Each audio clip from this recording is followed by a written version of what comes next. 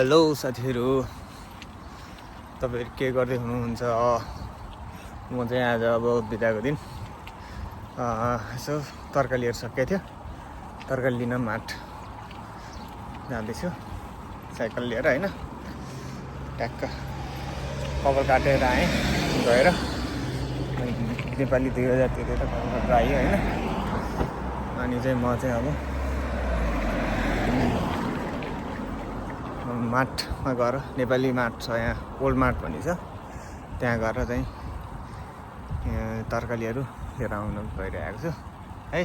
Cycle चढेर sir र यस्तै छ रमाइलो है त। अनि मलाई चाहिँ यहाँ देखाउन मन लागेको के हो भन्दाखेरि चाहिँ यो हाम्रो नेपालतिर यस्तो त खै के हुन्छ थाहा भएन, तर कोरियामा चाहिँ के हुँदो रहेछ भन्दाखेरि यो जुन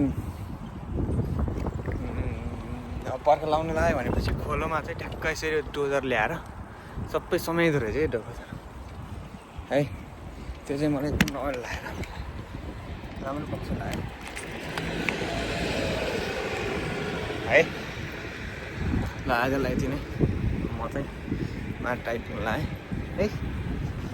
मेरो सानो छोटो मिठो भ्लगलाई माया गरिदिनु होला है त। ल guys, have a good day.